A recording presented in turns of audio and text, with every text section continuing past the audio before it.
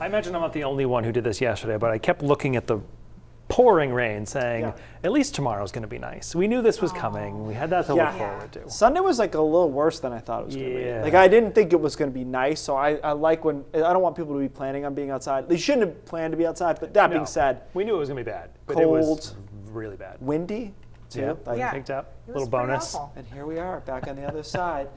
Beautiful. I mean, this picks spirits up. We've talked about this before. You drive around, these people windows down, their music's a little louder than it normally was, or I don't know. I guess I don't know. It's what goes on when the windows are up. But temperatures in the 70s, 73 in Portland, 75 Wisconsin. Big numbers for us. We haven't had a whole lot of that lately. We had that one weekend day that was in the 70s for everyone, but most spots didn't see that much of it. Satellite looks good. A lot of sunshine. Just about midnight last night really is when we cleared out. So there is some irony to that as we head into the work week. But the rest of today looks good. Tonight, mostly in the 50s while most people are awake. Around midnight, drops down into the 40s. That's where we start tomorrow morning. Tomorrow's a lot like today with one exception, which is we have a bit more of an onshore flow component.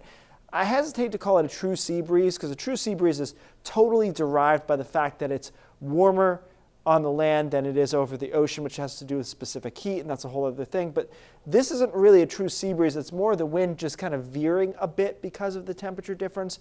So the bottom line is the coast will get into the upper 60s to near 70, but may push back down in the afternoon, especially down east Maine and the mid-coast, back into the 60s in the afternoon. We should continue to climb inland, though, with some upper 70s. Even a stray 80, I think, is possible by tomorrow afternoon, especially over western Maine.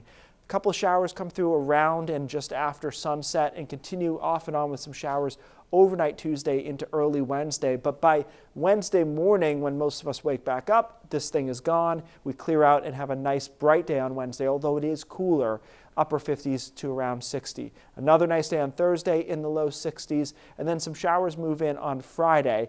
That looks like a pretty showery day, and so it sets us up for a weekend in which we've got some showers at least on Saturday. And the question is, how much rain are we talking about on Saturday? The models disagree a little bit on this, but we've got showers around on Saturday. I think it's unlikely to be heavy stuff, definitely not like this past Saturday. And then we should be able to clear out on Sunday. So either way, we end up with a better weekend than we had. That being said, pretty low bar, right, for that. So I think it'll turn into how much rain do we get on Saturday that will shape our opinions of the weekend.